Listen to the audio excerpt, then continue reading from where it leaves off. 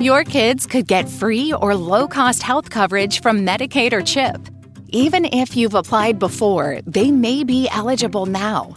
Kids up to age 19 are covered for checkups, vaccines, dentist visits, hospital care, and more. And if they already have Medicaid or CHIP, remember to renew every year. Visit insurekidsnow.gov or call 877-KIDS-NOW. Paid for by the U.S. Department of Health and Human Services. This is the story of the one. As a maintenance supervisor at a manufacturing facility, he knows keeping the line up and running is a top priority. That's why he chooses Grainger. Because when a drive belt gets damaged, Grainger makes it easy to find the exact specs for the replacement product he needs. And next day delivery helps ensure he'll have everything in place and running like clockwork. Call 1-800-GRAINGER, click Grainger.com, or just stop by. Grainger, for the ones who get it done. Thanks for selling your car to Carvana. Here's your check. Whoa, when did I get here? What do you mean? I swear it was just moments ago that I accepted a great offer from Carvana online. I must have time traveled to the future. It was just moments ago. We do same-day pickup. Here's your check for that great offer. It is the future. It's the present and just the convenience of Carvana. Sorry to blow your mind. It's all good. Happens all the time. Sell your car the convenient way to Carvana. Pickup times may vary and fees may apply.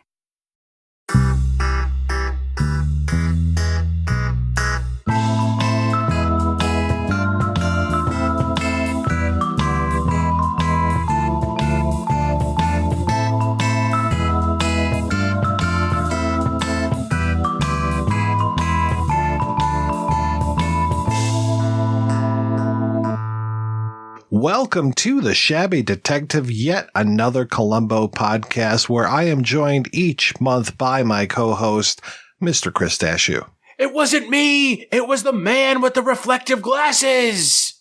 Yo, man, talk about the thing. The thing from this episode. I am your host, Mike White. We are talking about Death Lends a Hand, which was the, I guess, fourth episode, second of the first season. My God, the timing of this is so screwy. So yeah, the official Columbo has not made this easy for us to keep track. No, the official first season, it ran October 6, 1971, directed by Bernard Kowalski and written by the wonderful team of Levinson and Link. And this is our first appearance of Robert Culp as Carl Brimmer, the villain of the piece, and accidental killing this time, Chris. Something unusual for Columbo. When you've got a strong backhand like Robert Culp does, sometimes it gets the better of you. I mean, you know what it reminded me of? It reminded me of the beginning of Miami Blues, when the guy breaks the Hare Krishna's finger and he dies. It's like, hey, not quite your fault. In this, like, obviously everything else he does, but, like, yeah, this is a complete, like, smacks her and she dies. I guess she dies because she fell on the table? Yeah, her head hits that table and glass comes all over, and then we get to see everything reflected in his glasses. I was like, oh, I see what you're doing there. I like that. Death lends. Not lens, but lens, like a glasses lens a hand. I know that I don't think that's it, but that when you said it, I was like, lens. Yeah, the glasses effect thing is, it's kind of funny, right? What's interesting about it is it went on for a long time. And that, I think, was the most surprising part. Like, what he was doing, I'm not going to say, like, wasn't exciting or anything, but I was watching it on I think we have like a 70-inch TV in our bedroom or something. And like, even on my 70-inch TV, it wasn't very big. I mean, it's not presented in HD. It's presented in standard definition. And so it's only taking up about like a third of the screen. It was kind of hard to see what was going on inside of the lens. The thing Mike is talking about is after Robert Culp kills Ray Milland's wife by accident, he's standing there and his crimes are reflected in his glasses in this kind of interesting effect, but I think it's more like a curious little bit of film history now, but I'm not sure it's like, I would rather have just seen it. It's similar to what we saw, 2 episodes ago when it was Lee Grant murdering her husband, and we were doing that weird effect. You're going to get another glasses effect coming up. I can't remember which season it is, but when John Cassavetes shows up, there's a very interesting glass reflection gag that they do in that as well. But yeah, it's kind of neat. And I like how it's 2 different time periods that are taking place in the glasses, and that it's kind of like, this is the immediate cleanup in the left hand lens. And then this is what's happening later in the right hand lens, and that they trust us enough to actually figure out what we're seeing right there. Well, and the other thing is, I mean, obviously it's pretty creative as a time-saving constraint. You know, instead of showing 2 to 3 minutes of this, which again, we know that this is a TV show, so they're operating on a very precise editing schedule because you got to have the room for the ads. This is 76 minutes. You got the cleanup part of this story in 1 minute.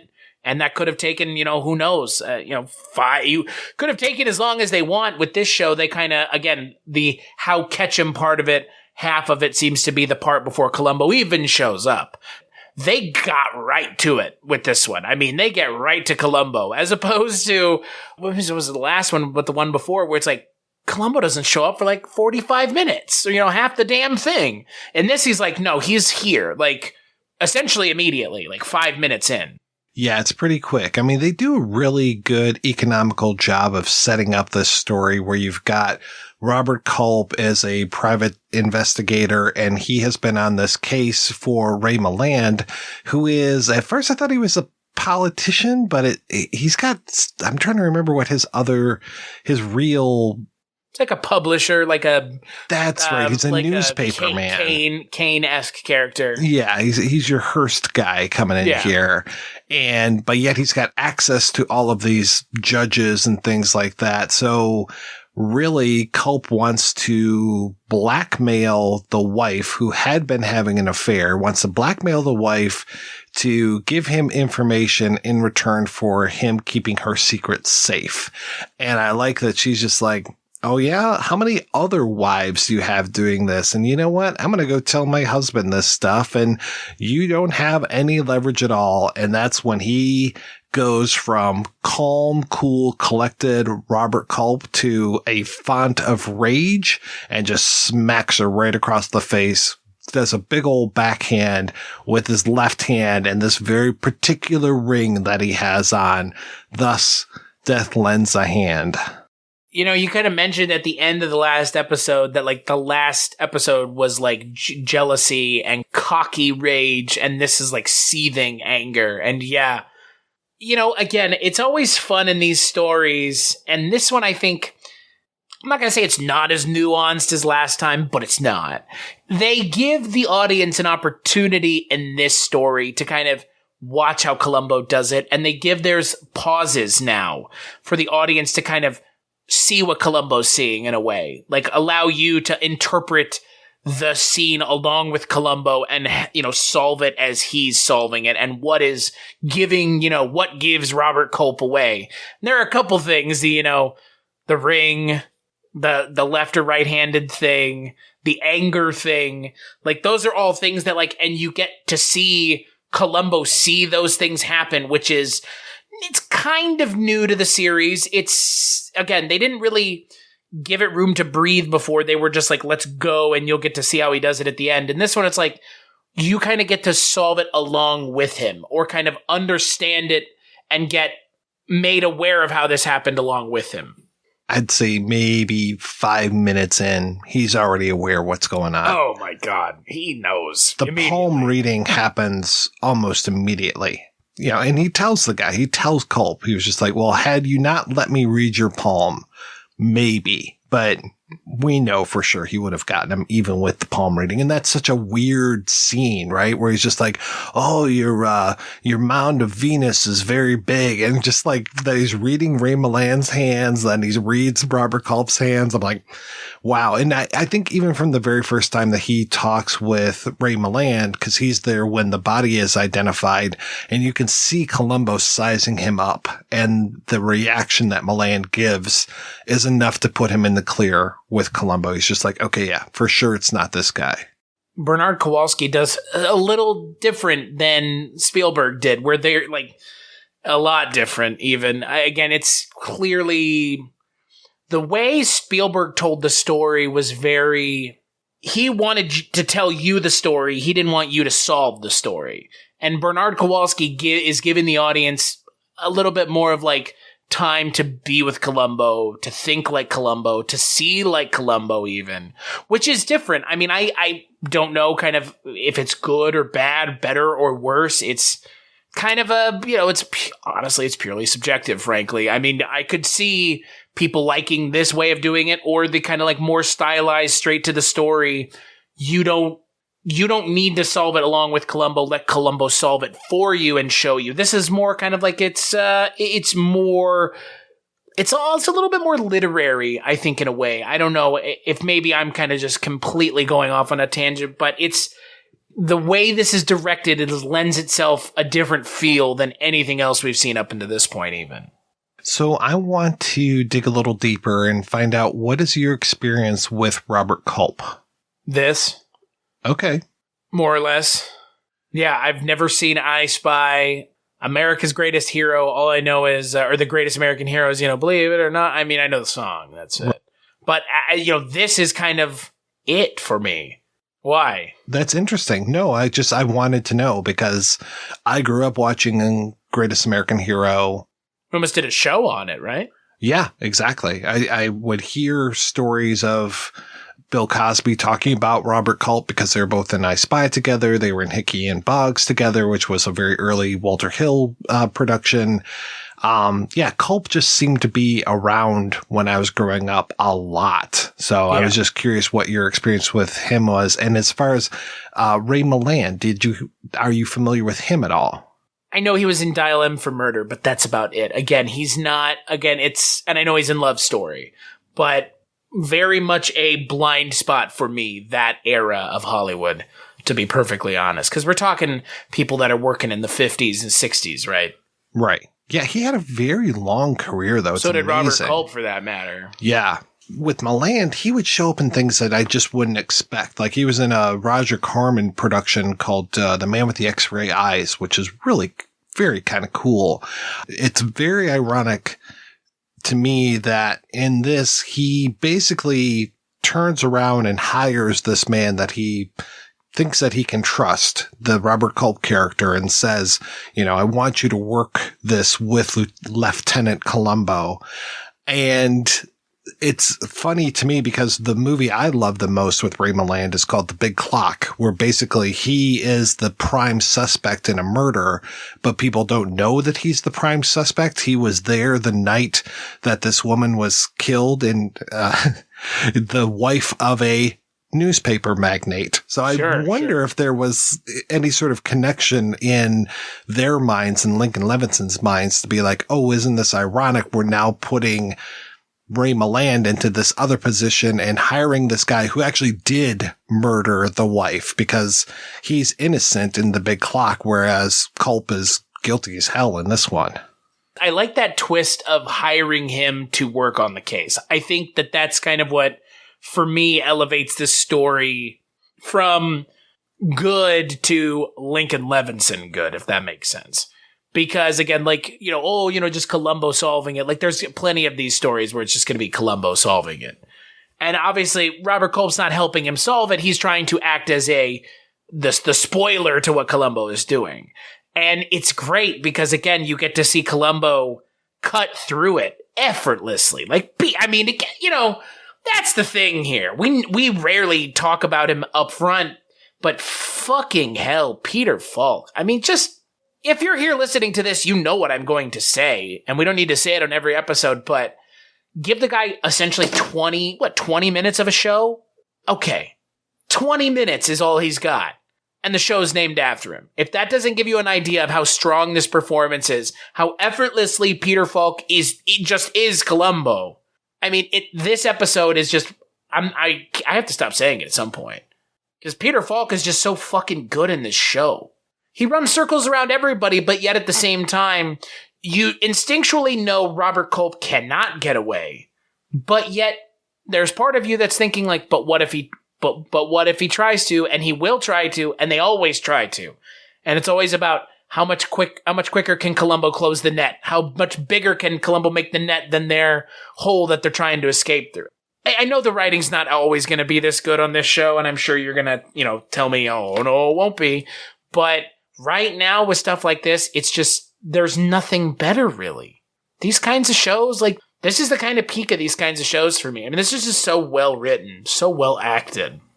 Culp really he's such a viper, and I just love at how calm and collected he is until he isn't. And when he blows up at his own employee, and I won't say it's a typical thing. Like, obviously, we can't have another detective in every single show. I mean, we will have multiple detectives at some point when Mr. Shatner shows up. But with this, that he gets hired to help out, it's actually similar to what you're going to see in other episodes where the killer tries to ingratiate themselves with Columbo. And it's kind of what Jack Cassidy did in the last episode. Ed Kemper style. I mean, yeah, I'm going to go hang out with the cops and talk about my crimes in a circular way. Yeah. Oh, you read Wambaugh? Oh, that's great. I think I liked it more when Jack Cassidy did it because I think the Jack Cassidy character was more interesting, but this is kind of the same coin, other head, right? Other side of the coin. This like weirdo, like he's one of those guys that's been told never to show emotion, and then those are the dudes who like emotional explosion is don't be in their path because it could be fatal. I mean, that's the Robert Culp character, and then it is fatal for old Pat Crowley in the way of his backhand. I really like the other suspect that's in this, which is the man that she was having an affair with. Yeah, the golf instructor. Yes, and I love when either Milland or Culp sits down at one point and he says she was involved with a man named Archer, and there's an Archer statue behind him. I was like, okay. Again, I feel like they went maybe one tangent kind of too far, was the introduction of the character who is like the best detective there. I felt like, yeah, Leo, I know what they were going for. And again, it's like to further reinforce that Robert Culp is the one who's been kind of here and hired. And that's why he didn't say it. He didn't offer up willingly to Columbo that Ray Milland had hired him. So Columbo had to figure out that part of it. But I felt like that may be the only kind of side tangent where I was like, you could have probably done away with this part. Because I just wanted to see more of Columbo and Robert Culp. Like, that's more, like, I wanted more of that. Columbo pushing a child on the swing is fine. It kind of took away from, because with Jack Cassidy and Columbo, we got to see a lot of that back and forth. And I think there was a little less in this one of the back and forth between Falk and Columbo. And that's kind of unfortunate because, like, I know he's going to show up 2 more times. So what are you really complaining about? But he's not going to show up as this character. Though, of course, since it is Robert Culp, he's going to have a lot of similarities. But yeah, sure. he's definitely not the same calm, cool, collected, very devious. I mean, he's devious in other ways in some of these other shows. But I really liked the fake out that Columbo does when he hears the description of Leo from the tennis instructor and from Archer. And then he uses that again later when he's talking with the guy who's showing him the office. And is he a Marine? Ex-Marine type. Yeah. Oh, it's like, how do you get information from people without having any information, right? It's like, I was like, oh, is he? Well, how's it going, Kevin? My name's not Kevin. It's, it's like, oh, well, I didn't know your name anyways, but thank you for telling me. Like, that's what you want from your detective, right? He's smart. He's smart everywhere. He's able to just get you with your words and your actions and everything. this whole idea of trying to buy off Columbo with this more expensive job. And of course, if you took this job on, you wouldn't be able to work on that Kennicutt case. But, well, he even asks, Columbo's like, what would you do if I came on? And he's like, oh, I've got more important matters for you. And it's like, you sly bastard. And it's like, you can see him sitting there just thinking to himself, like, I got him. I'm so much smarter than him. He doesn't even know. And then on top of everything else, this doesn't have a conclusion where it's on the up and up to begin with. The conclusion has a massive twist because Columbo's not even being honest with the audience, with what we're seeing as the audience, which I appreciated that because I was like, how can they do something different than we've already seen? It's like, well, they're already showing us this. And then it turns out that there's even more on top of it. And it's like, oh my God, this is just such good writing with Columbo and his potato in the tailpipe, apparently. I figured that I'd like to make up for all the jokes I played as a kid.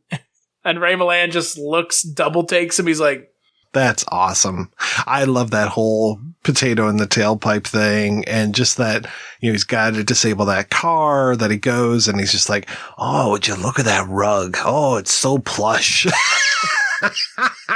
Yeah. So this ends with Robert Culp essentially finds out that through Columbo saying that when they exhumed the woman's body, her contact was missing, and wherever the body was during the transportation after her death, the contact would be there. If the contact was there, that's where she was, and that's who the killer is. So, knowing that he had her body in his car, he goes to the repair shop where his car is after it had been disabled, unbeknownst to him by Columbo. And he goes in there to look for the lens. He finds a contact lens, but it turns out that Columbo and Kennicutt are waiting for him in the garage. As I think we all knew he would. All of a sudden, the lights turn on, and it's like, welcome back out of the room. It's like that. It's, they do that all the time in movies where it's like the lights turn on and everybody's staring. It's like, oh shit. But then it turns out that Columbo, the thing with the contact lens was a gag. It was a ruse, a total ruse. Yeah, he didn't know if there was going to be a contact in that trunk, and that he found one is just kind of a coincidence. He just got him to admit it. This is the first time that you have seen Columbo's car, I believe. Yes, it is. And a car factors into the story as well, which is, it's interesting they introduce his car by kind of making him look at someone else's car as well to kind of further reinforce how not nice his own car is. Because Robert Culp's car it's similar to like if you live in a place that they put salt down on the road, it has salt corrosion on the chrome from the sea air. Second time a character's been kind of beachfront area too, like Jack Cassidy in the last episode. Yeah, and with this, we open it up with Columbo having a tail light out, and he gets pulled over by the cops, and we're going to get this whole idea of Columbo being mistaken for just a regular schlub quite a bit. Especially there's one episode that I love where he's mistaken for a homeless person because of his coat. That's a fashion statement. Come on. Apparently, originally it was supposed to be that his license was expired, but he insisted. He was just like, no, Columbo is not a scofflaw. He will take care of that license. So they changed it to that his license is going to expire in a week. Columbo is no scofflaw. The body is dumped at the junkyard. So again, we've got the whole car thing as well. And that's where Kowalski really shows a lot of his style. I mean, we talked a little bit about the glasses already, but when the medical examiner and his boss and all these other guys are there at this junkyard, we get all these really low angles almost from the body's POV looking up. Yeah. And I noticed we get that low angle stuff again later on in the movie, in the episode. It's not overdone, but it is very like, hey, look at this. This is some stylistic stuff that's happening right now. I thought it was actually pretty good. It's no typewriter, going along with the music, it's no Spielberg shot, but that was kind of interesting. I did notice that kind of framing it by, a really stark, almost vertical shot of the people. It's an interesting choice. I'm not sure what it adds, but, it's better than just, back over the character's shoulder looking down at the body. So. Well, yeah, and it's kind of nice, too, that we don't get to see the body and you don't get that close-up. That, again, they're kind of hiding it for our more sensitive viewers. So we don't see the murder necessarily, and we don't even see the dead body. But we know that it's there. Yeah. No, I found this episode to be, I think it's really kind of good, further kind of evolution of the Columbo character too, because again, now you get to see his car, further kind of adding to this, the title of our show, Shabby Detective. His car is shabby too. And again, you get to see this further reinforcement of like, even Robert Culp is like, you're a cop? Like, I like that about him, that he's, like, it's always surprising to people that Columbo is as smart as he is. And I like that. I'm a personal fan of kind of assumptions being proven wrong almost immediately, especially when we're talking about a character's intelligence when it comes to that trope in media. I like that. Because again, Columbo's like the smartest guy in the room, but he doesn't have to tell you he is. He will just show you that he is. Though he does have that, what I would call a House moment. So I'm sure you watched House. We've talked about Hugh Laurie before.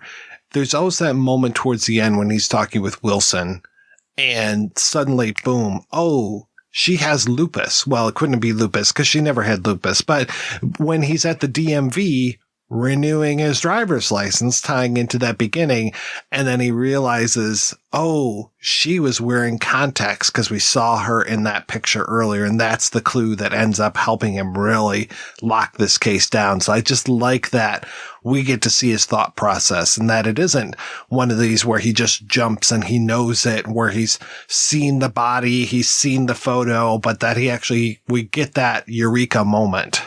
We as the audience are more a Columbo surrogate than we ever have been. And we are the Watson to Sherlock's Holmes, I guess, in a lot of ways. Like we're along for the ride with Columbo as opposed to watching him solve it in his own head. I like that. I'm with you 100%. Is it stay this way, or does it kind of oscillate? Is this a directorial choice, Lincoln Levinson? Because this is written by Lincoln Levinson. There's that other thing. That's the kind of surprising part, really, is I would have thought this would have been not the way they would want to tell the story. This was supposed to be that initial episode until they saw what Spielberg did, and they said, no, we're going to run that one first. So it's kind of interesting that they managed to put their own egos to the side and weren't like, we're going to start with one that we wrote, goddammit. Right, because they didn't even write the last one. It was Bochco. So, and I think, so far, first and second episode, I think first at this point means nothing. How many firsts did you have? I would say for me, I'm still like, if someone's like, what episode of Columbo would you suggest I start with if I'm not going to start with the first one? I think for me, it's still the first one. I think the best episode I've seen so far of this, any Columbo anything so far, is the first one. When you say the first one, Chris, do you mean Murder by the Book? The Spielberg one. Yes, okay. Yes, the first one, yes. The Spielberg one. I think that for me, that's still the best one so far. But if this is the direction that the storytelling is going to go, and it's going to kind of incorporate the audience a little bit more and bring us on Columbo. It's not really incorporating the audience as much as giving us more Columbo is what it is. I mean, that's kind of what I'm glad they gave us more Columbo is how you could interpret what I'm saying, because it's essentially what I'm saying. There's also something to be said for it just being like a show with a bunch of character actors doing stuff and Peter Falk just showing up every now and then being like, I know how you did it. Let me show you how. Like, I would watch that show too, because that Steven Spielberg episode is pretty much just that. Couple surprises for me in this one. The intercom is there at the beginning, and there's also some closed circuit TV that's going on at the very beginning. I was surprised that technology does not play a very heavy role in this episode. We saw the answering machine and auto dialer before. We didn't get any sort of intercom gag with this one. I thought for sure we would. Well, she heard everything that that Culp told Milland through the Charlie's Angels box, right? Yeah, the intercom. That's it. Yeah, I thought for sure there'd be some sort of, oh, well, this is how you did it, and it used an intercom or something, but that wasn't there. We got to hear about Columbo's nephew in this and that he wears contacts, and one of them ended up in his cereal the other morning. Get to learn more about Columbo's totally not real family. Exactly. Get to hear about how much his wife would love that rug so much, and that, maybe he should take up a hobby like golf because he works too hard. Yeah. Could you just teach me? I loved that. I was like, he just needs that one. He just needs to get a piece of paper in the door, or just something in the door. And he's like, could you teach me how to play? Just give me 5 minutes of your time. 5 minutes turns into like 45 minutes of this poor bastard's time. And then he hits the ball perfectly, ends up on the fucking green. Yeah. Well, he's Columbo. Columbo. Yeah, exactly. He's full of secrets. He is a man who is so good at convincing everyone else that he's a dumbass. The greatest thing that Peter Falk ever did while playing Columbo is convince us that Columbo is no threat because he's Peter Falk, because he's like 5'5". But man, he's the most threatening guy in the room with his intellect and his mind, and that's just so cool. Come on. Speaking of gadgets, when they have him go through the metal detector and they're just like, something's wrong here. And they have him go back through and they're like, we should have detected your gun. He's like, oh yeah, never wear one. It's like, yeah. Oh, nice. Yeah. He doesn't thinking need man's a gun. detective. No. Does he ever shoot a gun in this show? Oh gosh, kind of like Columbo kill anyone? Murderer! Columbo! Kolchak has a higher body count. If you say no, Kolchak has a higher body count. Kolchak definitely murdered more people than Kolchak murdered a man in cold blood. Yeah. Poor Mr. Scorzone. I mean, Barney Miller has killed more people than Columbo if you say no, because Barney Miller threw that man out onto the street who was living in his apartment for 40 years alone. You remember that? The guy who just dies when they take him to the hospital because he's like, I can't breathe. Barney Miller's killed more people. So Columbo's doesn't kill anybody? I'm trying to think if he does. There is kind of like how he got pulled over for the light and then gets, admonished that his license is going to expire. I want to say there's an episode where they track him down and say that he hasn't gone to the gun range in too long and he needs to pass that gun test. I can't imagine Columbo killing anybody. That just doesn't jibe with what the character is that they're setting out. Because there are a few times where he will actually freak out the killer to make them think that maybe the method that they were going to use on him is going to be used on them. See poisoners. But yeah, I can't think of if any of his actions directly lead to someone's death. That's a really good question. We'll have to keep track of that, given that we're only on the second or fourth episode, depending on how you count.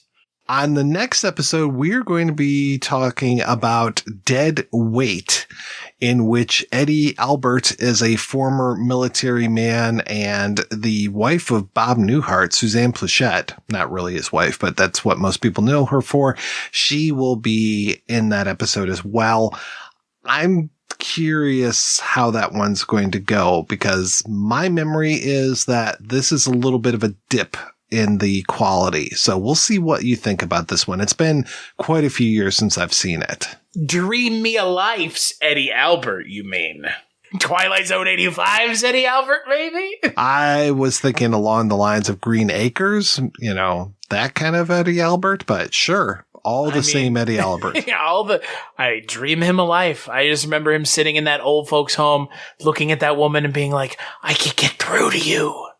I could get through to her. Do you remember that episode? I think I do. Oh my God. And there's like a fire or something. I don't know. Who the fuck knows? That show. I've really tried to put that one out of my mind. Yeah, you know what? I'm looking forward to it. Eddie Albert has an interesting face. I've never seen Green Acres. Oh boy, I grew up watching that and all the spin-offs as well. I know there was at least the one, Petticoat Junction, but feels like there might have been another one as well. I don't think Arnold the Pig ever got his own show, but I could be wrong. For our next season, we'll be looking at Green Acres.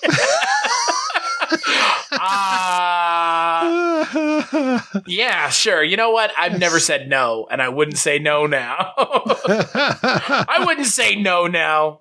It's funny. I just covered a movie with Ava Gabor, and I'm just like, I don't think I've ever seen her in anything other than Green Acres. So is that Zsa Zsa Gabor's mom? Sister. Oh, okay. Sure. Does Zsa Zsa Gabor show up in Columbo? I don't think so, but she would fit, though. Right. She would be a good spoiled brat. She could really, slap somebody kind of across the back of the face with her rings. But what if the killer had a ring? Like a ring, a really weird ring. Like the one on your specific, hand. Yeah. Like the one on your hand. Oh, shit.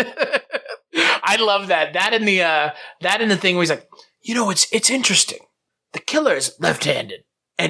And you're left-handed. Oh, boy. He turns that pen. He's like, I'm ambidextrous, motherfucker. Like, when they get into that almost slap fight, when he's like, so he would have to hit him like this. And then, and Culp's like, oh, you mean like this? He doesn't even hesitate. Oh, boy. You notice Culp doesn't even hesitate to do it. And Columbo notices immediately. He's like, just like that, huh?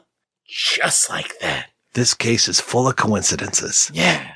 Your Mount to Venus was just so high, I knew it was you. Yeah. Should have let me read your palm. Yeah. Good. Columbo is just... Again, I blame Columbo for me reading all these goddamn detective stories that I've been reading. That and the suggestions I've gotten from you guys, but... It's definitely fueled it because like these stories are kind of addicting, like to read them and solve them along with the people, and also always the setting is kind of what draws you in. And I don't know, it's so fun. This is just fun. I'm curious what you would say if you read the Columbo novels, sir. Oh my God, I was wondering if that was a thing. They are a thing, and they tend to put him in the path of very historic events. So the one where he... Mr. President, get down! Basically, yeah, there's like... Holy shit, I was joking! Columbo and the Grassy Knoll is one that I have over on my shelves. No, are you fucking... Is that... No. Are you fucking serious? It takes place several years after the Kennedy assassination. I was straight up going to say Columbo and the Grassy Knoll as a joke. No, it's a real thing, wow. Dude. Oh my... Jack Ruby, I got one question for you. There were books that were happening at the time that this came out that were adapted from the series. Sure, there's like the Welcome Back Kotter books as well. I mean, all these shows had these books, right? Because like, just fucking printing money. Even Sanford and Son had a book. It was a photo novel with like word balloons and stuff. I have a copy of that over on my shelf as well. Wow, that's amazing. So from 94 to 99, Forge Books, which was an imprint of Tor, they had a bunch of books that were written by William Harrington. And yeah, one was like Death of Jimmy Hoffa. There was the Grassy Knoll one. And I can't remember because I picked up and read probably 3 or 4 of these, and there's probably some more out there that I don't have. But yeah, it's kind of funny how all these years later, this is before I can't remember actually, when did the restart happen? Because this was mid 80s. Okay. All right. Was it the mid 80s? Right? Does that yeah, 89. Oh, so late 80s. Right. 89 was season 8. Season 9 was 89 to 90. And then they just had specials from 90 to 2003. So this was... Which is just still 2003. So yeah, this was 94 to 99, had a bunch of these books out there. So to give the listener an idea of how long Columbo was on, Matthew Rhys, the actor who was in The Americans, is in the last episode of Columbo. Like, that's... Oh my God, Patrick McGoohan is in this show at some point? Oh no! Oh no! Oh no. Is he on an island somewhere? Patrick McGoohan is became a good friend of Peter Falk's. He is not only in front of the camera probably 4 or 5 times, he is also behind the camera several times. Great. Patrick McGoohan seems like such a stodgy bastard. I won't play James Bond because there's too much promiscuous sex in the role. Actually, what he said. Columbo, the game show killer, Columbo, the Helter-Skelter murders, Columbo, the Hoffa connection, Columbo, the Hoover files. There it is, the Grassy Knoll and the Glitter murder. What I think we should bring it back. Columbo, Bush did 9/11. Just like, you know, it's funny about the temperature of the jet fuel. It just doesn't burn that hot. You're telling me. So let me get this straight. You're telling me there weren't bombs at the base of the towers. Like, what the fuck? Yeah, Columbo just full QAnon, just like. You know, with the Moderna virus, it rewrites your RNA.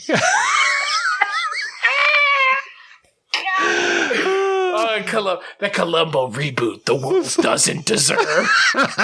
Pete Davidson is Columbo. Oh, Jesus. Pro-Lumbo. Pro-Lumbo. Hey, guys, I'm Brolumbo. Just one more thing. God. You're telling me as the MDMA dealer around here, you don't cut it with baby laxatives?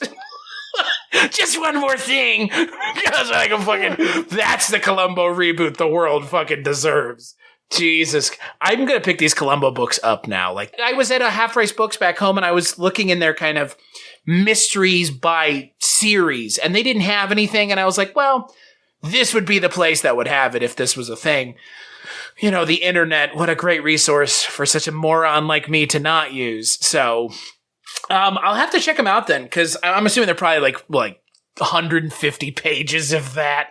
They're pretty light, yeah. Pretty brisk paced episodes of the show in book form. So yeah, and you're gonna find they run anywhere from like $4 to $11 just for like an entry level copy. So not too bad.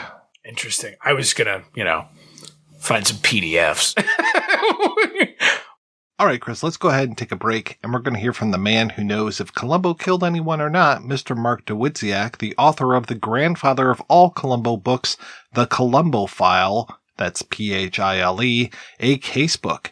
Enjoy the interview, and then we'll be back to close this all out. Trying to lose weight? It's time to try Hers. At forhers.com/4u, you can access affordable, doctor-trusted weight loss treatments tailored just for you. These include oral medication kits or compounded GLP-1 injections. Through Hers, pricing for oral medication kits start at just $69 a month for a 10-month plan when paid in full up front. No hidden fees, no membership fees. You shouldn't have to go out of your way to feel like yourself. Hers brings expert care straight to you with 100% online access to personalized treatment plans that put your goals first. Reach your weight loss goals with help through Hers. Get started at forhers.com/4u to access affordable, doctor-trusted weight loss plans. That's forhers.com/4u, forhers.com/4u. Paid for by Hims and Hers Health. Weight loss by Hers is not available everywhere. Compounded products are not FDA approved or verified for safety, effectiveness, or quality. Prescription required. Restrictions at forhers.com apply. Have you ever wanted to dive deeper into the horror movies you love? Beyond the Blood is a horror podcast for fans who want more than just surface-level screams. We do deep dives into the movies that shaped us, digging into director commentaries, behind-the-scenes stories, deleted scenes, and the special features that most people skip. Each episode is a love letter to the genre. We break down how these films were made, the creative risks that paid off or didn't, and the lasting impact they've had on the genre as a whole. From 70s slashers to modern nightmares, we celebrate the craft, chaos, and characters that keep us coming back. If you're the kind of fan who rewatches movies with the commentary on, or you simply grew up in the video store horror aisle, the Beyond the Blood podcast was made for you. New episodes every single week. Subscribe, and let's dig deep. Welcome to the Beyond the Blood podcast. Are you a film fan who loves the ultimate home video experience? Look no further than The Disconnected. Your host, Ryan Verrill, is your go-to source for the latest and most accurate information on home video releases, exclusive interviews with industry insiders and filmmakers, and has established a thriving community where every film and physical media enthusiast feels welcome. From hidden gems to blockbuster hits, The Disconnected brings you insider knowledge and a welcoming space to share your love of cinema. Watch every Thursday night at 9:30 Eastern, 6:30 Pacific for the live announcements show and follow The Disconnected on social media to stay updated. Subscribe to The Disconnected on YouTube or on the podcast provider of your choice and dive into a world where every movie night is an adventure. We have talked in the past about Kolchak, the Night Stalker, but I'm very curious about your history when it comes to Columbo and how you decided to write about Columbo. Projects tend to choose you. You think you choose them, but when you kind of look back, you realize that things happen in a way, in a pattern, and you always think you're kind of in command of your life, and you really aren't. You're just sort of following a path, and you get pushed into certain directions. And my first book was published 40 years ago this year, which is kind of a realization. Your bones creak a little bit when you say that out loud. But 40 years ago, I had written a slice of theater history. I was living in Upper East Tennessee, Southwest Virginia area, and I had just finished the first book. It had just been published.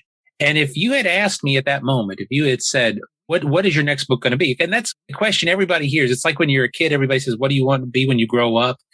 When you're finishing a first book or a book, people always say, assuming there is going to be another book. And that's not even a good assumption, because sometimes, this, either you don't have one in you, or you do and you can't get it printed, or you can't get it published, you can't find a home for it.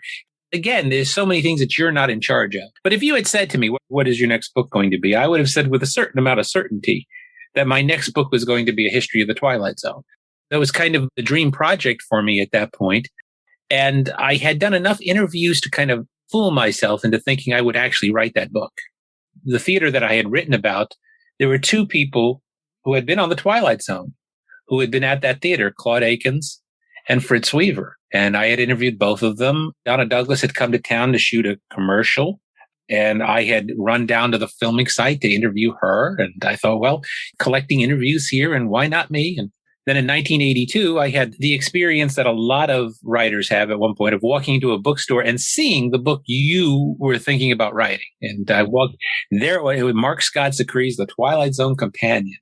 I bought the book and went home and I read it. And to this day, I think it's one of the great books that has been written about single subjects, like a film or a TV series. It was that good. It really was. And I think in many ways, it set the standard for books about TV series.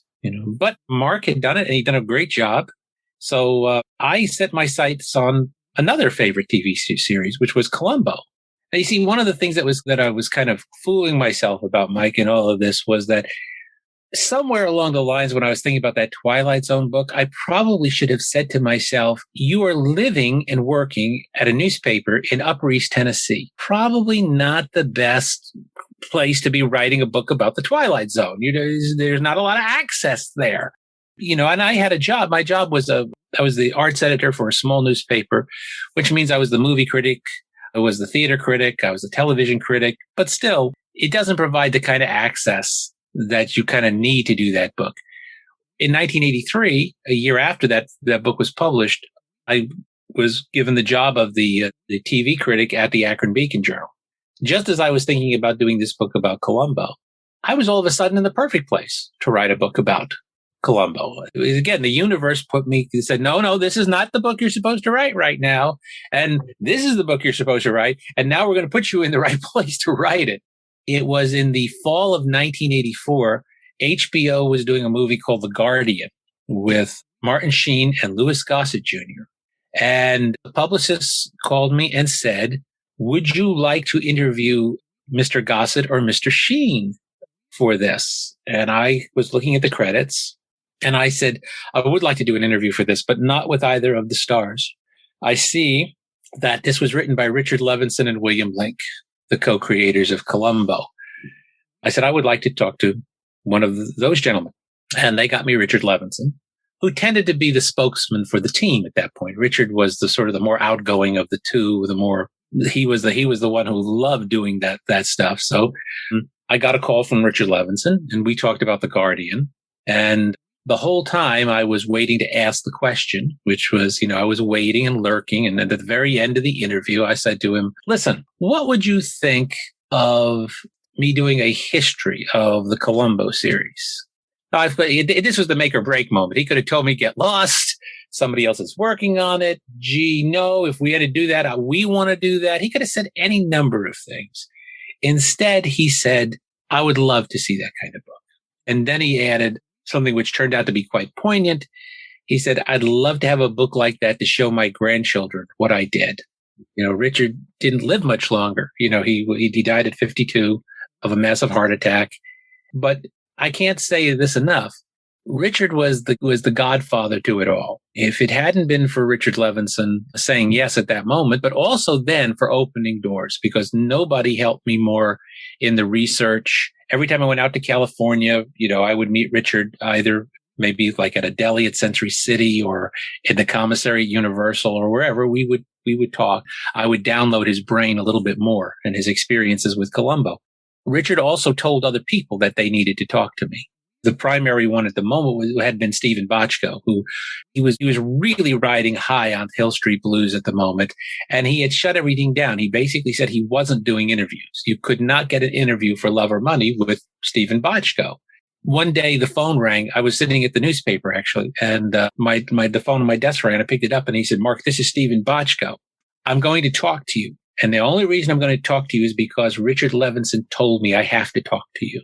And Richard Levinson is my daddy in this business. Would not have a career if it hadn't been for Richard Levinson. So I'm going to talk to you, and he was wonderful. He gave me, so Richard Levinson really was this amazing. So that was like early October of 1984. And then that same month, back then there were these things called press tours where all the critics in the country would gather in one hotel in one city. And there were two major press tours, both of them in Los Angeles for mid-season and then the new season. So there was a January press tour and a summer press tour in Los Angeles. And then there might be a fall press tour for like movies and miniseries. And that often enough was in New York. And this one was at the Waldorf Astoria Hotel. And there was a TV movie that was being presented. And there was a press conference for the TV movie. And in the TV movie was Leonard Nimoy. And Nimoy was standing in the back of the room, and I approached him and said, "Mr. Nimoy, I'm writing a book on Columbo. Would you mind spending a few minutes talking about that?" And he said, "Yeah, I'd love to." He said, "I did a lot of guest shots. After Star Trek, I did a lot of guest shots." He said, "A lot of the stuff that I did was junk." But he said, "But Columbo was something special. When Columbo came along, that was really getting a chance to play tennis one-on-one with somebody." He said it was wonderful. So he gave me this. So at that point, when I got out of October of 1984, I'd had Richard Levinson and Leonard Nimoy. I had my first actor interview and my first behind the scenes interview. I'm on my way. I'm starting here. So and because I was a TV critic at that point, I had tremendous access. I was in Los Angeles now twice a year, so I could do interviews while I was out there, and I could do research while I was out there. All of a sudden I had the perfect job. And it took me about 4 years to gather all the interviews and to write the book. This is true story, but when I had finally sat down and started to write the book, almost the day of that I basically started the actual writing was the day that I heard that Richard Levinson had died, that he had died. And it took the wind right out of my sails. I just was absolutely devastated by the news. And I really didn't see how I could write the book. So I called Bill Link.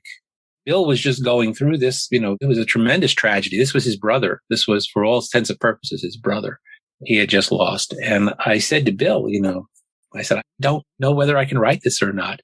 And Bill said something which was crucially important. Bill said, "Now you have to write it." He said, "Now it becomes a holy chore to write this book." And that was exactly what I needed to hear at that moment, to keep going. So the book was finished and then published in 1989. As the Columbo File.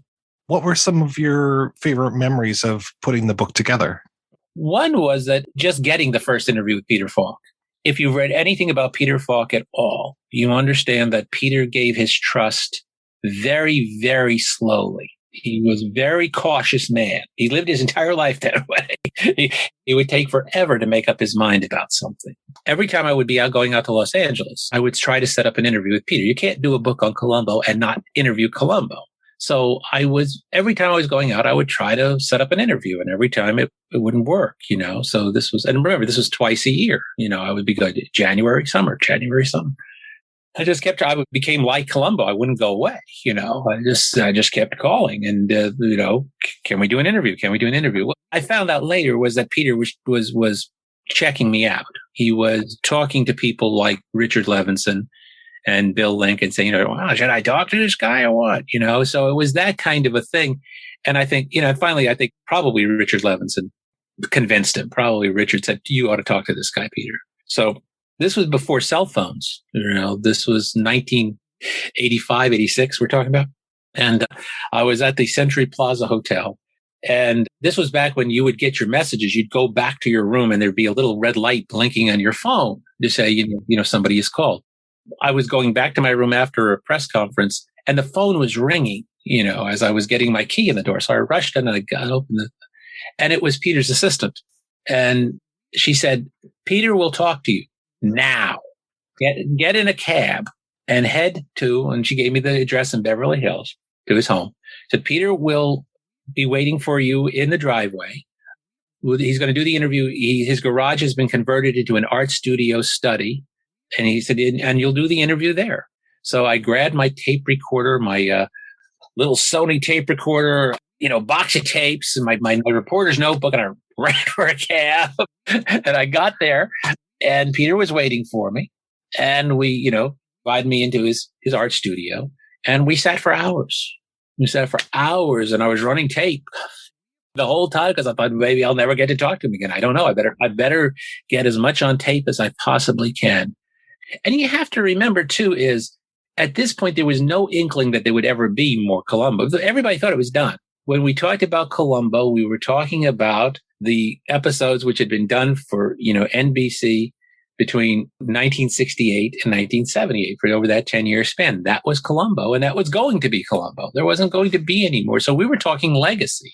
We weren't talking, we were talking about the study of a show as you would a legacy. And that's what I intended it to be. I intended it to be a book about a TV accomplishment. And Dick Levinson said the initial most important thing by saying, sure, get going. Bill Link said another very important thing by saying, you have to finish it. You have to keep going. And Peter said something that night. This was January, so it got dark. It was, by the time I left, it was pitch dark, but it was warm. It was a warm evening. And it really, from Peter's house in Beverly Hills to back to the Century Plaza Hotel, it wasn't that far. I could walk it back. And I decided to walk back because it was such a pleasant night. Peter, walked me out into the driveway. As we were saying goodnight, he said, let me ask you something. Why do you think there ought to be a book on Columbo? And I said, well, Peter, I don't know if you're aware of this, but, there are books that have been written like this on TV series, like The Twilight Zone Companion.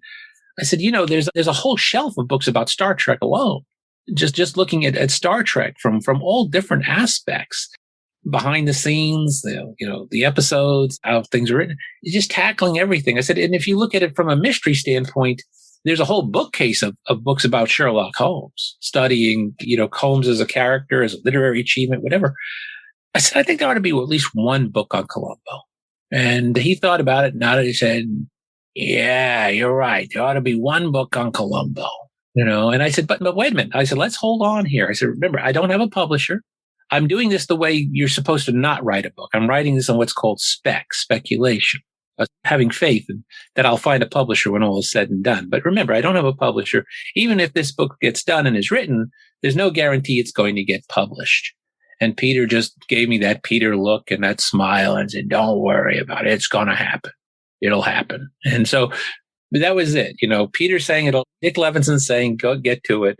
Bill Link saying, keep going. And Peter saying, it'll happen. Were probably the three major things that could do it. They were very hands off. They did not in any way, shape or form try to influence what I wrote or how I wrote it. This was not an authorized book. This was done completely as like a journalistic enterprise. They were very intent on if there were sort of unpleasant things and they were in the book, okay, so be it. There were a lot of great memories. You asked, the question was, what are favorite memories? Certainly Patrick McGoohan is a favorite memory because, I very much wanted to get McGoohan on the record. And McGoohan, the time that I was trying to get him was doing a Broadway show called Pack of Lies. It was a bomb. It only ran a few performances. And in fact, I tried to get Patrick on the closing night of the show. And the reason I tried that night was because I knew where he was going to be at a very, very specific time, where he is, Patrick McGoohan, on the planet. He's got to be there for closing night. It's kind of a ballsy move because you're not reaching somebody under the best of circumstances. But they put me through to his dressing room, and he was not in a good mood. I don't imagine. He really didn't want to talk. And he said that. He said, love Peter, but don't really want to. And again, I turned into Columbo, and I kept pushing. And the more I kept pushing, the more he warmed up. And the more he warmed up, the more genial he became. And I realized this was a wonderful distraction for him at a very, very bad time. All of a sudden, there was something very, very positive we were talking about. And he gave me all the time in the world to talk about, Columbo and his feelings about it. So it was, that's certainly, Leonard Nimoy was always the first, and that's always going to be a good one because, you get the first. And then McGoohan was always a favorite because of the circumstances under which it was done. So, you remember things for different reasons. That friendship of McGoohan and Falk seems so amazing to me. Just doesn't feel like that would ever have happened, obviously, without Columbo, and that they came together in such an interesting collaboration and so many times, both in front of the camera and behind the camera. I love it. When Peter gave his trust, he gave it totally. Once, Peter trusted you. There's the famous story it's in the book, but it's the famous story about the first season when Levinson and Link were persuaded to be the producers on the first season. And they'd never been producers before. This was, so trial by fire here. They're thrown in the deep end of the pool with a very difficult star. Peter could wear you out. Peter'd argue about everything. He'd push on everything. And sometimes Peter's complaints were legitimate, but they were also in some ways not valid. That sounds funny, but one of Peter's greatest complaints was with television and how television is made. He never got the idea that the scripts weren't written in advance. He hated that idea. He'd always say, you wouldn't do that in the theater. You don't start working on the play until the script is done. You don't do a movie that way. Well, but you start a television series and you get a commitment for so many episodes and there are no scripts. You're starting again on faith that you're going to do. And that drove Peter nuts. And of course, he was a perfectionist. And perfectionist, you can put sort of in parentheses, pain in the ass. And for Levinson and Link, this was a very, very tough year. They had to learn as they went. They had to produce shows of very high quality. And they also were arguing. It was a whole season of nothing but arguing. And then NBC started to like what they were seeing. And they asked for another episode. They had to deliver. Peter also had a time limit, because he was going to leave at a certain point to go start rehearsal on Prisoner Second Avenue, the Neil Simon play on Broadway. So they were going to lose him at a certain point. So they not only filled the commitment, they filled in an extra episode as well. And again, with the whole time, good deal of that first season, Peter was holding out a lot. He got sick a lot and was home a lot. And he had holdouts, and he was holding the studio hostage all the way through. And this all fell on Levinson and Link. They had to deal with this. They had to deal with a very difficult start. So at the end of the season, they only intended to stay one season. They said they were going to only stay at one season. And, if it was a success, they would hand it off to somebody else. And the somebody else they handed off to was Dean Hargrove, who was an experienced veteran producer and not one who would buckle under the pressure. And so they handed it off to very capable hands, but they never intended to do a second season. But as the end of the first season was coming to a close, they made their intentions known that they weren't coming back. And Peter went over to their office in the producer's building at Universal and said, what are you guys doing? And they said, well, Peter, we're leaving. We're done. Our job here is done. And it'll be back. It'll be in good hands. And Peter said, I don't want you to leave. And they were dumbfounded. I mean, the two of them are looking at each other with their mouths hanging open. Like, what do you mean you don't want? Peter, all we've done is fight. This whole season, it's been a nightmare. All we've done is argue and yell at each other. Why in the world would you want us to stay? And Peter said, because now I trust you. It's so Peter Falk. Yes, now they had earned his trust. It took a whole season and all those nightmares to earn their trust. And now he doesn't want them to leave. But that's Peter in a nutshell right there. So, one of the guys I had interviewed early on was the late Richard Irving. And Richard Irving had directed Prescription Murder, but he then became the head of television production at Universal. He was in charge. And Richard was a studio guy. Richard was, he was a practical man, and he was a very fair man. But he made a point, very early on, which was that Peter Falk became one of the biggest television stars ever. He was iconically one of the great television stars of all time. He should have never been a television star. He is unfit to be a television star. He was right. Richard Irving was absolutely right. Peter was not meant to be a TV. He was meant to be in a world where there's time for a lot of takes and there's a time for a lot of improvisation and to be difficult and things like that. You can't do that in television. You got to get it and you got to keep going, Columbo was really great, because of Peter Falk, but also in spite of Peter Falk. And that's a very, that's a tough thing to say, but it's true. It's very, very true that the more you know about the production of Columbo and how it was made, the more you realize that Peter was not really made for television.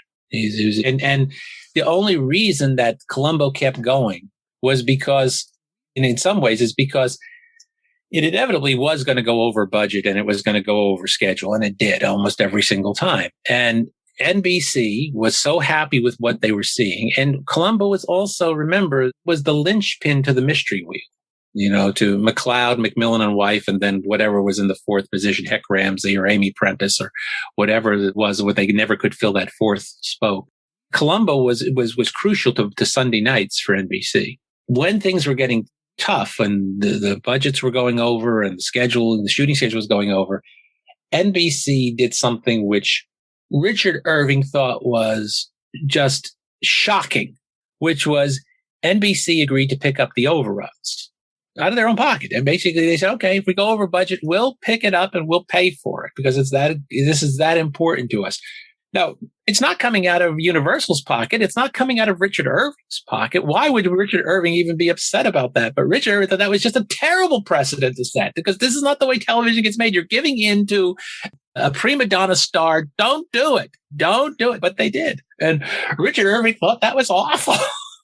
He thought it was scandalous, in fact, that they were doing that. But yeah, NBC basically kept picking up the overruns until Columbo was not as important to when Mystery Wheel died in that last year. Columbo was basically just standalone movies. Putting up with Peter and putting up with the overruns was not as important to NBC at that point, So, I mean, that's one of the reasons among many that it sort of faded away after The Conspirators. Was there any sort of trouble getting your hands on material at that time? I'm trying to remember if you started this, 85, 86? I mean, videotape was already popular. I don't know if there were already tapes of this out there for you to look at. There was not. And if you remember, Columbo was playing on the CBS late night movie, and they were butchered. They were the whole scenes were missing. It was hard to follow. Important clues were gone. So it was a terrible way. But there were also, Columbo was in syndication. And so a lot of stations in different markets were getting the syndicated copies. And if the station allowed enough room, you could see the whole episodes. Well, there was a station in Canton, Ohio, which was a signal I could get back then, that was running complete episodes. So I was taping them. I was the VHS. I was putting my VHS tape. So I was making my own copies of Columbo, and they were fairly complete. Universal agreed to give me finished scripts. I couldn't look at, there's a lot I couldn't look at. I mean, there's a lot, Universal was a very tight, and this was still a fairly active, we were very close to this. You can see a lot more now. One of the things, I'm in no secret that I'm a great admirer of David Koenig's new book, Shooting Columbo. I think David did a marvelous job on the book, and he got to see things like production schedules and shooting schedules and different things that, I would have loved to have seen back then. I thought I was doing pretty good just to get scripts out of Universal at the time. There was back then it was called MCA Publishing Rights Division, and they were very protective of the show. They almost killed the book, actually. They own, because this goes to the heart of basic copyright law, but it's something I had not anticipated. Stupidly, I should have, but I didn't at the time. But the book was finished. It had found a publisher, the Mysterious Press, which was owned by Warner Books at the time. So it had a good distribution. It had a major publisher behind it. And the Mysterious Press was the imprint. We were going forward. Everything was planned.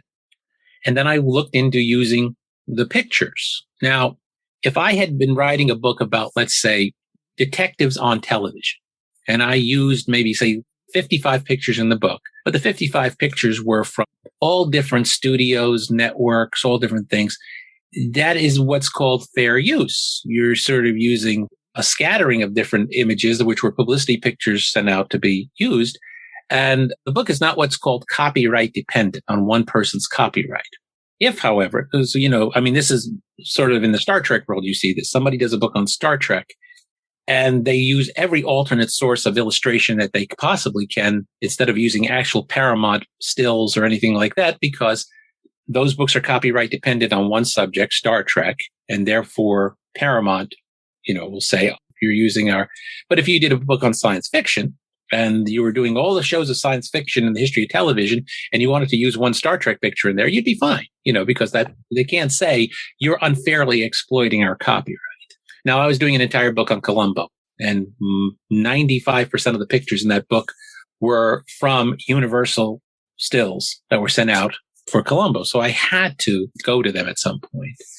And I talked to the head of their publishing rights division, who told me, of course, you can use all the pictures you'd like for $400 a picture, which is, when you added it all up, was a staggering amount to add to the production costs. And basically, Warner Books said no.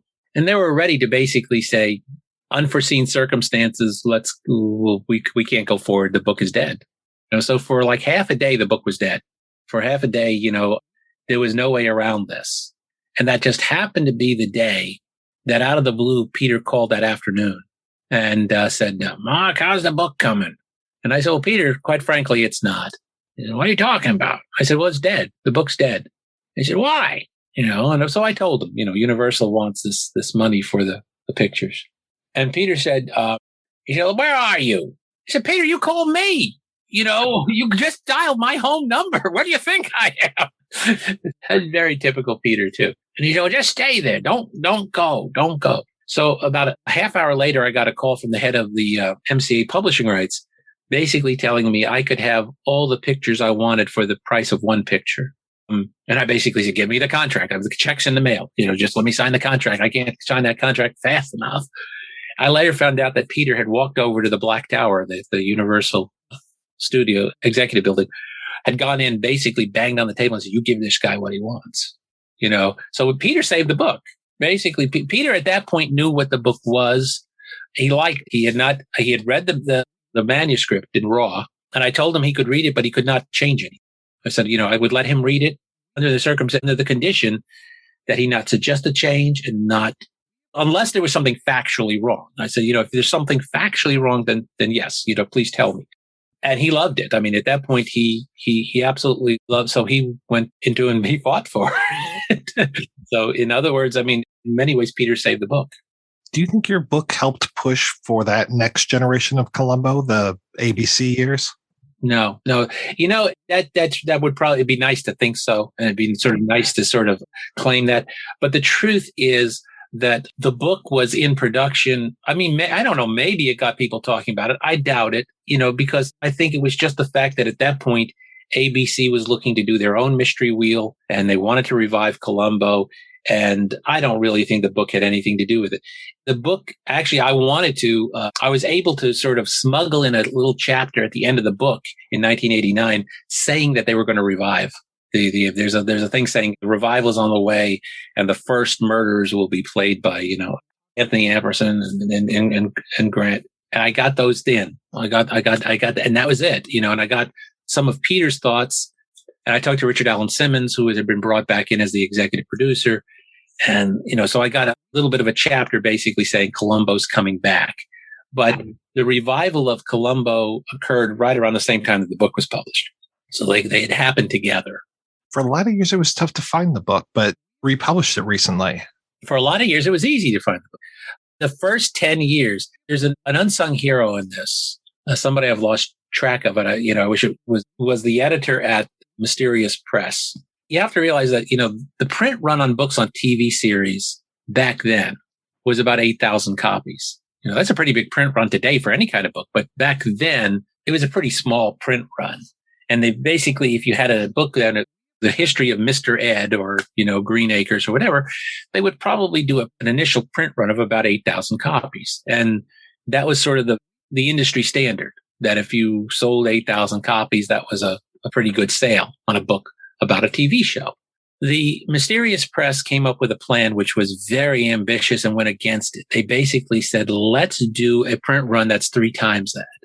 So the print run on the Columbo file was about 24,000.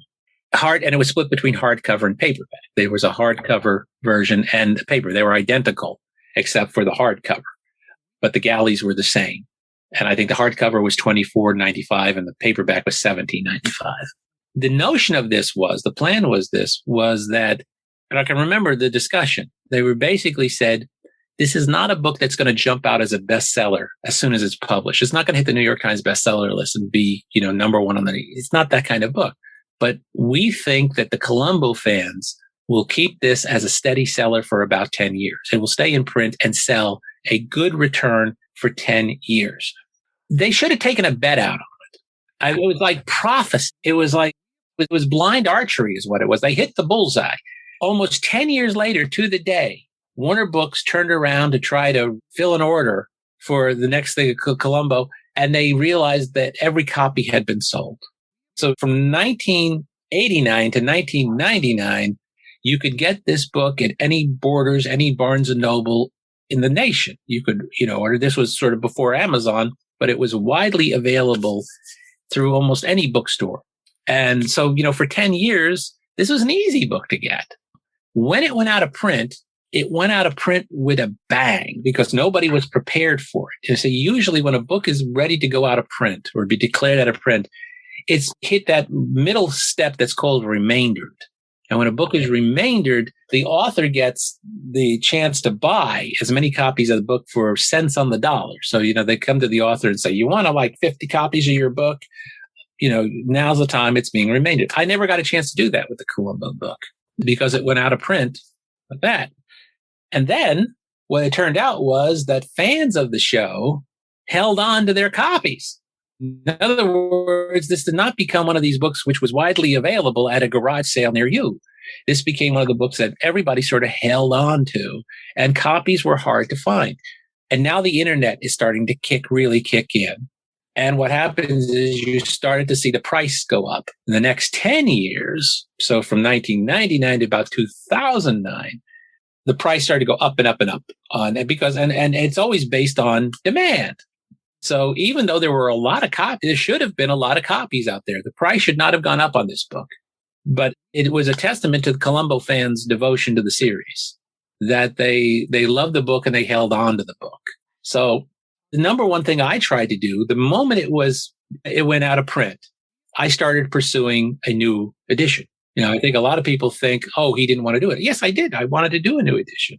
I tried with publisher after publisher.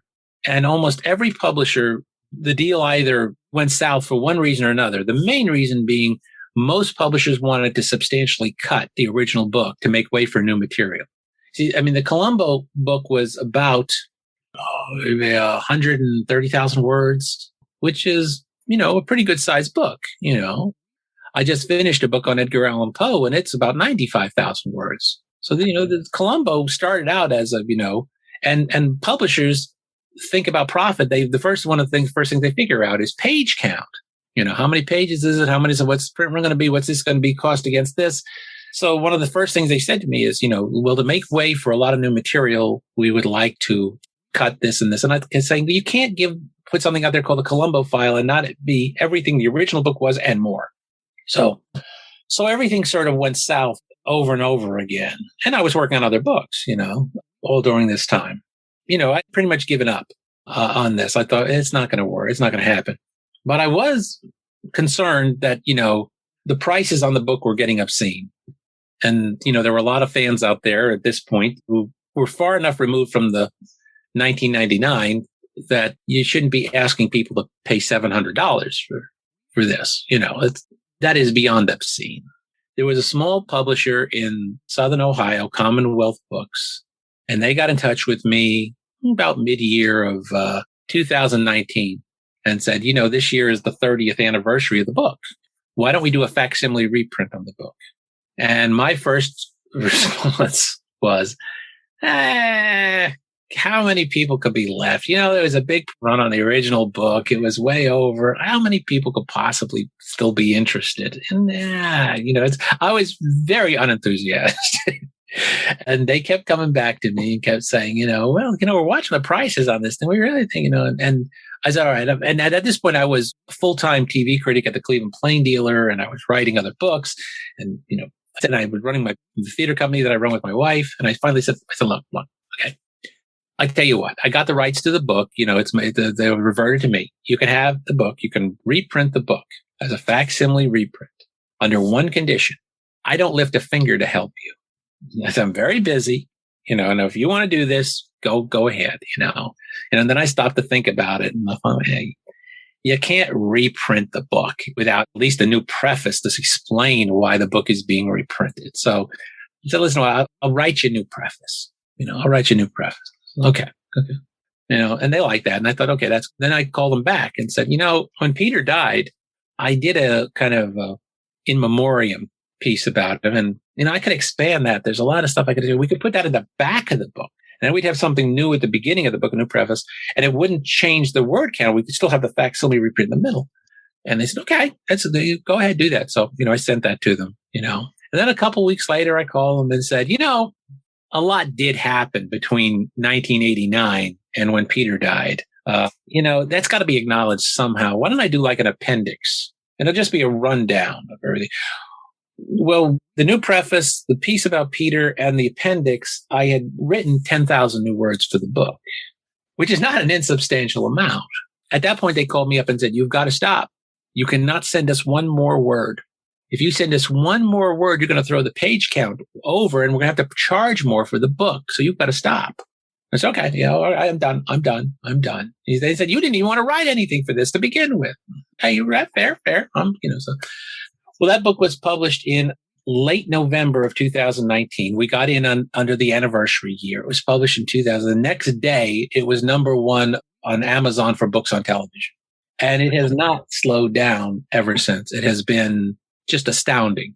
I was flabbergasted, absolutely, and utterly pleased, for any number of reasons to see that. So I was just, and I had to be talked into it. I had to be, again, I was, as I always say, one of the #1 rules when you deal with Columbo is never underestimate the little guy. And I underestimated him again, and he fooled me again because the little guy's been very, very good to me, So it was a surprise, it was an utter shock. And it really does speak to the enduring nature of the fandom, the devoted nature of the fandom.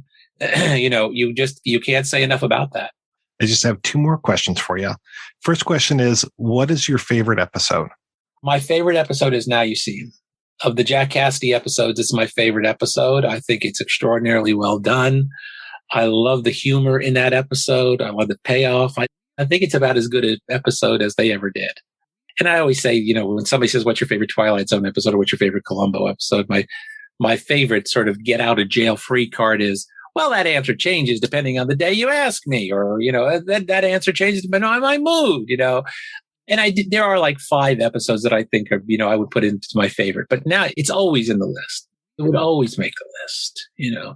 I love Suitable for Framing. I love A Friend Indeed. There are several episodes which I'm very, very fond. Any Old Port in the Storm, yes, of course. That's top 5. That's sort of like a top. And I think Try and Catch Me with Ruth Gordon. I think those, if you were going to say what are your 5 favorite episodes, those would probably be my 5 favorite episodes. But that's a Rorschach test, Columbo episode's always a Rorschach test because you probably like it for a very specific reason. Maybe it's even, the time of your life when you first saw it, or you like that particular guest star. You're particularly enamored of one of the guest stars or how that guest star interacts with Peter. And it works the other way too, which is if you don't like an episode, it's like, well, I didn't like Johnny Cash. I do like Johnny Cash. And by the way, this is I love that episode. But I know some people might say, I didn't think he was a very good Columbo murder. Well, again, you're going to personally respond to not only the actor, but also how that actor meshes with Peter. My last question is, do you want to come back on when we talk about Now You See Him? Sure. I'm always happy to yak about Columbo. I'm always happy to, at some point you realize that you've become, age does this, and you kind of realize you're the Obi-Wan of all this, because, and it's just, sheer luck. It's all been to my credit, but, one of the things that I really have been, very pleased about, not only the fandom, but in the last year and it's ongoing, you've seen, several new books about Columbo appear, attacking Columbo from different aspects. I just got one from a professor in Edinburgh who's just done a study. Wonderful book, Another Day. But I get a kick out of all of them. I've said this before, I'll probably say it again before it's all over. But when I published the Columbo file in 1989, and I had said to Peter, there ought to be a book on Columbo, in my heart of hearts, because I believe that Columbo was as interesting a mystery character as Sherlock Holmes. So I believe that he belonged in the pantheon of the great detective characters. And therefore, the Columbo file was not going to be the book on Columbo. It was going to be a book on Columbo. That's what I intended it to be. And I knew that it would be sort of the opening of the gate and said, okay, everybody else come in. There's nothing written in stone here. The Columbo file was an attempt to do a lot of things. It was an attempt to write the history of the show. It was also an attempt to do the critical analysis of the show. It was an attempt to put its TV history and mystery history. It was a sort of an attempt to do a very, very big picture book. And I knew there's a lot of room here for people to do deeper dives in different aspects of what Columbo is and what Columbo could have been. And so I published, that book was published in 1989, and I sat back and I waited. And I said, here, you watch, the books are going to come. And I waited, and years turned into decades. And I was like, where are the books? I was running out there all by myself, look back, come on. Oh, there's nobody back there, And then all of a sudden in the last few years, I keep hearing about new books on the way and more books on the way. And I am delighted. I am utterly, absolutely delighted to see that shelf starting to fill up finally. That's what I wanted. That's what I always wanted out of this, was to say, this is the beginning of the conversation. This is not the end of the conversation. If it was the end of the conversation, I would have failed. And if there had not been other books, and there are now, like I said, and there's at least 2 more on the way. And I'm so anxious to see what people do with this, and how they do it. I couldn't be more pleased with that. This is anyway territorial, and I don't think you should be. I don't think nobody can own it, and they shouldn't try to, I do know people who study. Actually, this is almost more of an academic viewpoint, where people sort of urinate around the territory and basically guard it like junkyard dogs after a while. This is my author, or this is my area of research. That's silly. How good is it if you can't encourage other people to share your enthusiasm and to say, look, that's one thing I have to say that I've noticed. Certainly social media has given a wonderful platform for people to get together, to share their passion and their enthusiasm for Columbo. And there's always new things. I just figured something out. I'll give you a revelation, something which I don't think Levinson Link even knew. And that's this. Do we really owe Columbo in his primary form? Do we really owe that to Charles Dickens? Is Charles Dickens really the creator, the way that Poe is, of the character that's going to lead to Sherlock Holmes by creating C. Auguste Dupin? Did Dickens do the same thing? Now, remember, Levinson and Link believed that they got the character from 2 essential literary antecedents, one being the detective character in Dostoevsky's Crime and Punishment, the other being Father Brown, the G.K. Chesterton character. Well, they believed that, and that was true. What they were not it did not do was take the next step. And the next step was, who influenced Dostoevsky and Chesterton? And the answer is Charles Dickens. And the answer is the real ancestor to Lieutenant Columbo is a character in Bleak House called Inspector Bucket.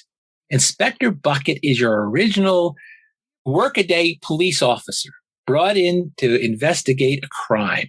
And he's constantly saying things like, you're very much smarter than I am. I'm just a detective. I'm just a policeman, and he's all the time saying things like this. This is the direct model for Dostoevsky. Dickens was his hero. The notion that he did not know who Inspector Bucket was is absurd. So he takes the Inspector Bucket character and he gives a Russian interpretation to it into Crime and Punishment. And Chesterton's hero is Dickens. So Chesterton wrote an entire book about Dickens. This is the path that leads to Columbo. We've always started with Dostoevsky. The truth is we should have started with Dickens. Dickens was the guy, and it's Inspector Bucket is the true great-grandfather to Lieutenant Columbo. So does the author who gave us Oliver Twist and David Copperfield and Christmas Story and Ebenezer Scrooge, did he also give us Columbo? I think he did. And this is new. Like I said, this is, how long have I been talking Columbo? And I'm even I'm a member of the Dickens Fellowship. And I just put this together not too long ago and went, hell, forensically, this goes back one step, and from a literary standpoint, that's the real headwaters is Bleak House. That I haven't even shared that with anybody. I've never even said that out loud. Well, I think that's why Columbo is exciting. You keep finding things. I keep finding things. And when I read these other books, I think I view Columbo in a way. I'm like Columbo when I read these other books. So, I'll be a son of a gun. Look at that. So I say that over and over again when I read these other books. Mark, thank you so much for your time. It is always so great talking with you. I can truly say the words "my pleasure" and mean it. Like I say, Columbo, Kolchak, Twilight Zone. These are, Mark Twain. These are my passions. These are my, I followed. Writing is about following your passions. They always tell you when you're a kid, write about what you know. And the kid, what the hell do you know? You don't know anything. You're a kid. They should say write about what you love, and you would understand that. I've always pursued that, and I've always been rewarded by it, by writing about what I love. So, and I have an inordinate amount of fondness for that little guy in a raincoat. He's been very, very good to me.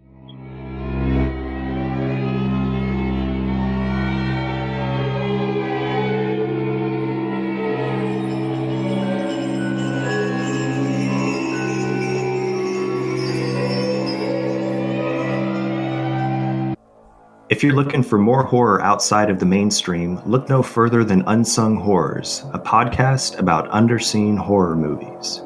I'm Lance. And I'm Erica. Every other week, we'll cover a horror movie with fewer than 1,000 views on Letterboxd. We'll even give you double feature recommendations to pair with the movies we discuss. From gothic to shot on video, from slashers to comedies, from giallo to J-horror, we'll cover all the subgenres. So join us as we unearth these hidden gems of horror. Follow us on Instagram, Twitter, and Facebook, all at Unsung Horrors, available wherever you listen to podcasts. And part of the Someone's Favorite Productions podcast network.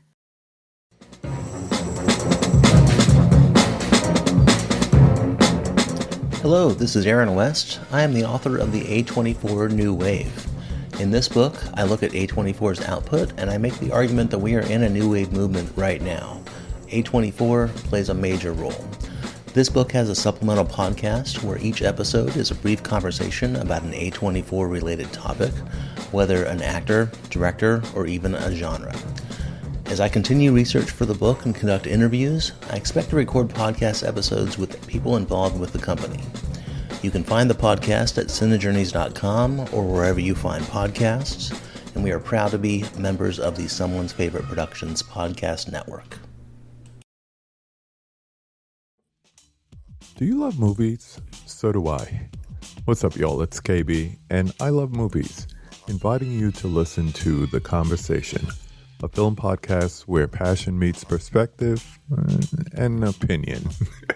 From the old school to the new, I invite a guest on to discuss the movies that thrill us, challenge us, break our hearts, or even blow our minds.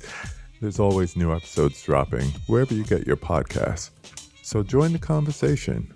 We don't just watch movies. We love talking about them too. The Conversation with KB Loves Movies, a part of Someone's Favorite Productions podcast network.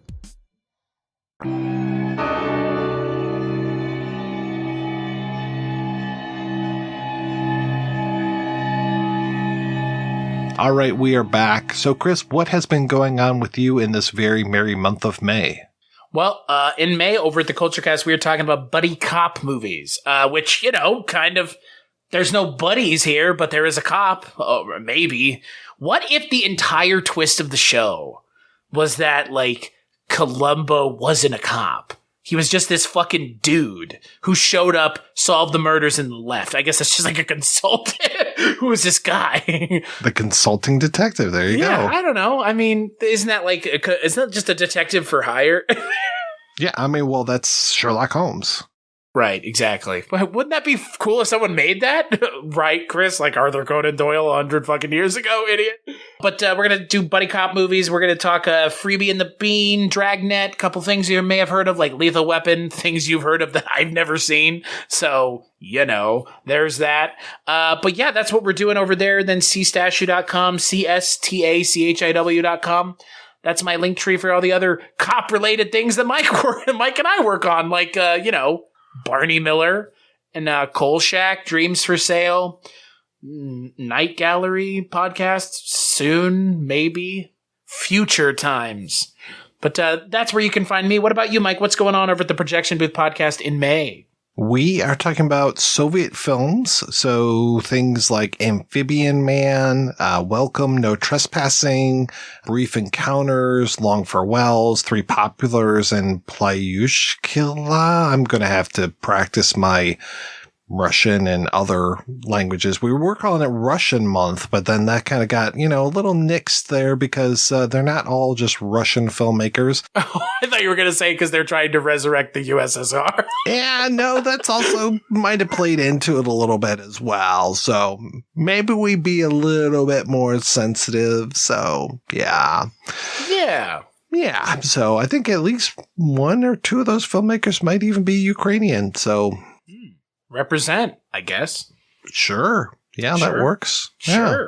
Why not? Guys, if we were to talk about all the post-Soviet states, we'd be here for a long time. Yeah, Jesus Christ. And you know what? All those movies would probably feel the same. Very similar to, what was that? The Dead Man's Letters. And Dead Man's Letters, yeah. Yeah, some of those very cheerful films we talked about last year or 2 years ago. Very happy, so positive. Truly uplifting cinema. Yeah, that was 2 years ago. That was right at the beginning of the pandemic. Oof. Uh-huh. Yeah, boy. Different times. Wild times to be alive, as they would say. They just keep getting wilder. Yeah. As we record this, city of 26 million are all locked down over in China. So good luck with that. Yeah. Have fun, Shanghai. Mm-hmm. Peace from America. Sending you thoughts and prayers.